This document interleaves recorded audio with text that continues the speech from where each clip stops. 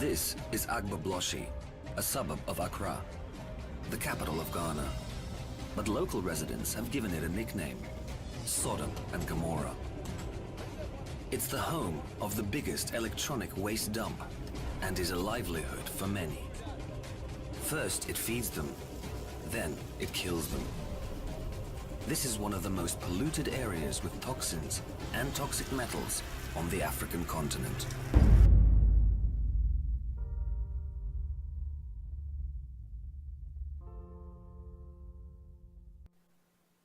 The world's largest computer landfill site is in Ghana, West Africa. They get about 215,000 tons of used second-hand consumer electronics a year from all over Europe and the USA.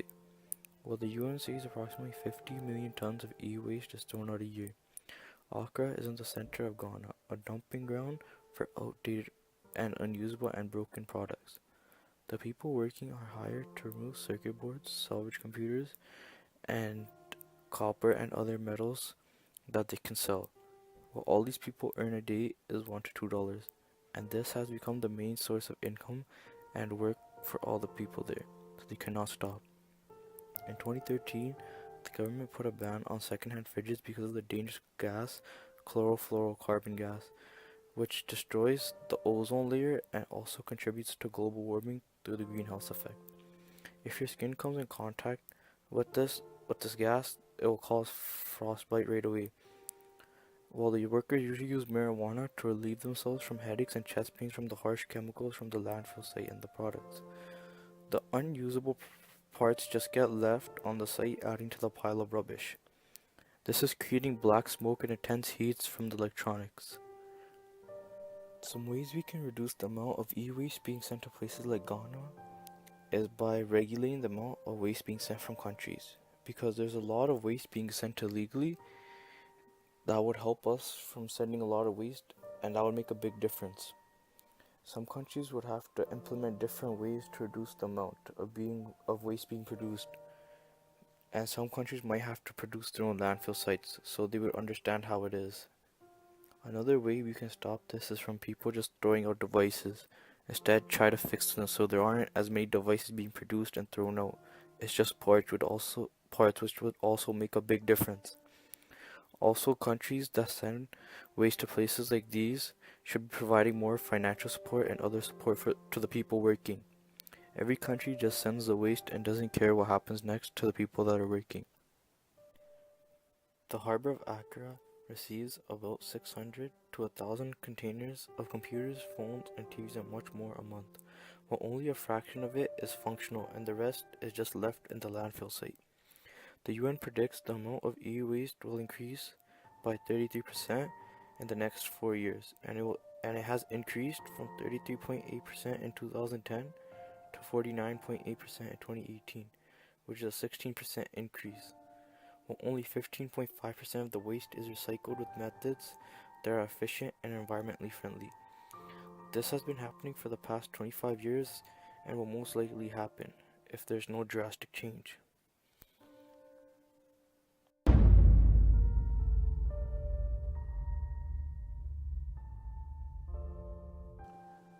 Computer production causes a significant amount of pollution because in the making of computers there are greenhouse gases being produced such as carbon dioxide and nitrogen oxides when they are being made in factories.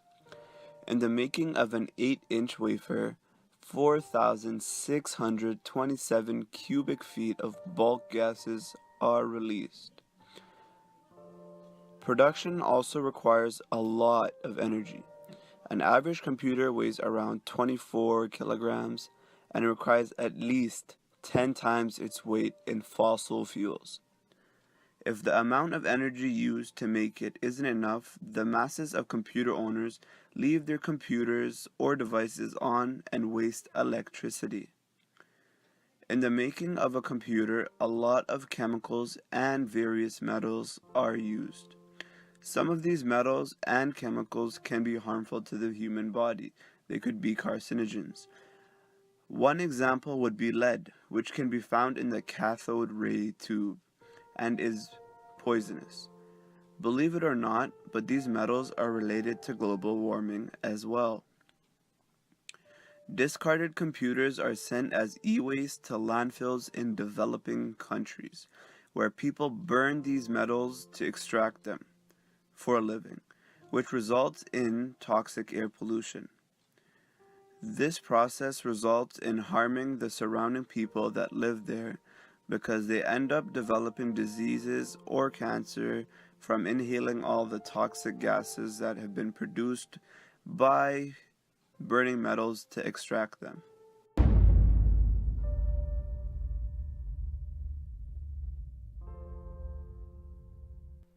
A computer belongs to many, and to those that can afford the hefty price that comes with it. Over 1.3 billion people worldwide own personal computers, of which are used daily. In the United States alone, roughly 164 million people own computers. These computers put enormous stress on the electrical grid and force extra energy to be produced and consumed. The average PC uses 746 kilowatts of power each year, surprisingly crossing a refrigerator in electrical consumption. Even though a refrigerator runs 24/7, it still doesn't touch the amount of electrical usage on the average PC. It is quite unbelievable that a small PC has the ability to consume more electricity than a huge refrigerator. A refrigerator uses approximately 500 kilowatts a year, but compared to the 746 kilowatts of power a PC uses, the refrigerator's usage doesn't seem like much. We humans are so addicted to creating and evolving something different or better that we forget the damage that could be caused by their creations. Computers add to the pressure on power plants to produce more energy faster. The production of this energy results in pollution, which we all know is a horrible disease for our Earth. Millions of tons of greenhouse gases are emitted into the atmosphere each year, which are slowly but surely affecting the environment every which way possible.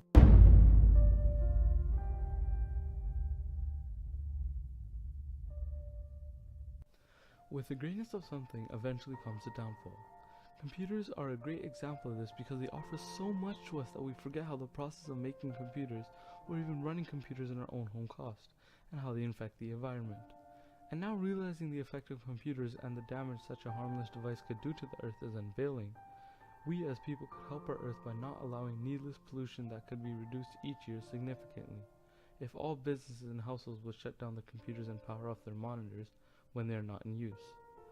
All the wastage of energy cannot affect a country environmentally only, but economically as well. Approximately $1 billion are wasted in an effort to generate wasteful electricity to supply power to running computers when they are not being used. Leaving a computer on standby or sleep mode creates needless energy consumption as they all still require power.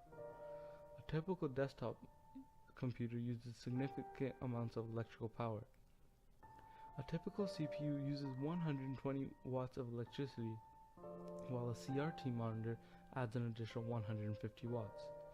This implies that the standard office desktop operating from 9 a.m. to 5 p.m. every day for 5 days a week can consume up to 561.6 kilowatts of fossil fuel drive energy. However, it is not as near as a consumer as a computer which is left on throughout the night or week in standby or sleep mode. If 125 household desktops were left on to see how much of energy was efficiently used versus it being wasted while user inactive, the result would be that 61% of each desktop computer was left on but was not occupied by a user, meaning it was running freely and consuming electricity. This energy waste translates into greenhouse excess gases, of which aids in pollution and global climate change. The production of electricity can be cleanly produced, or it could be produced in a manner where it affects the environment. Solar and wind energy is a very clean form of electricity and does not even scratch the surface when it comes to the damages of Earth. On the other hand, power plants where fossil fuels are burned can largely affect the environment. Electricity generation is one of the leading sources of greenhouse gas emission in the United States. Power plants that burn fossil fuels or materials made from fossil fuels and some geothermal power plants are the source of nearly 40% of total US energy-related CO2. We humans need to spend the extra time completely switching over to the obvious choice of clean energy. This is because power plants release many different greenhouse gases which can slowly but surely change the environment by absorbing the heat which enters the earth. Gases such as carbon dioxide, carbon monoxide, sulfur dioxide, nitrogen oxide, particulate matter, and heavy metals such as mercury are all released during the production of electricity which powers our PC. Carbon dioxide is a greenhouse gas and willfully adds to the greenhouse effect. Sulfur dioxide causes acid rain which is harmful to the plants and animals of the environment.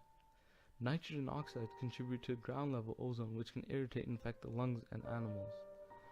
Particulate matter can also affect animals by changing the environment through ozone layer contribution.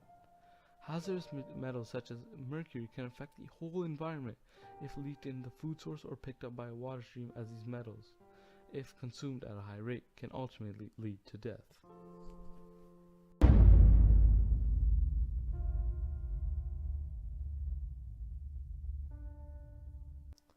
Ways to help ourselves and to understand how and why your computer should be minimalized in power consumption is very important. Many companies around the world are slowly starting to change the level of power consumption an average PC does. For example, all local power plants are beginning to use air emission controls to reduce greenhouse gases floating to the airspace. This can be done by burning low sulfur content coal to reduce sulfur dioxide emission and also using particulate matter emission controls. Another leading solution would be the Energy Star, which is starting to make its appearance on appliances such as refrigerators, laptops, computers, etc. more often. This change can start with us, and by allowing ourselves to understand with every watt of electricity wasted while a computer's user inactive does to the environment.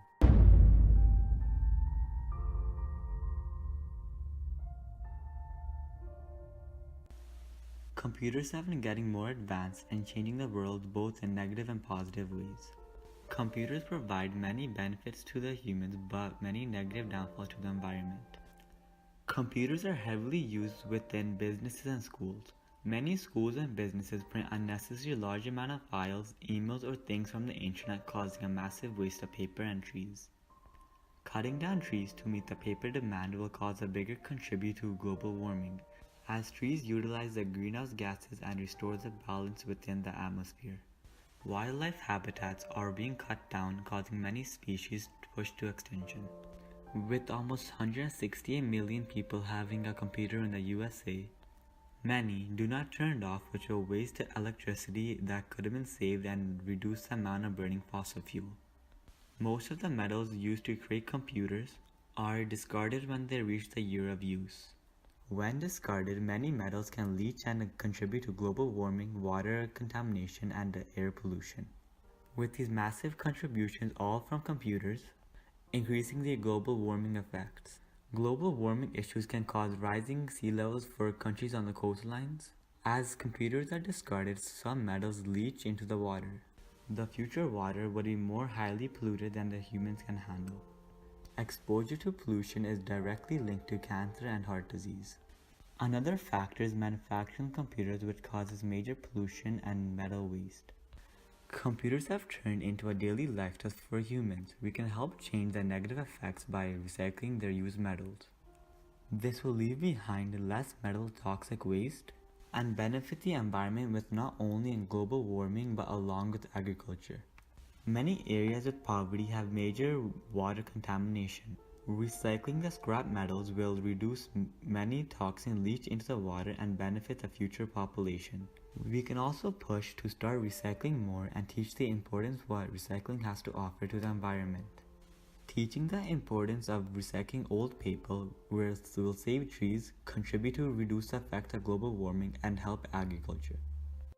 Other than recycling, we can reach out to many computer manufacturers and software companies to help out with the electricity waste of computers, such as less power usage, and to start using more recyclable and reusable metals to become more environment friendly.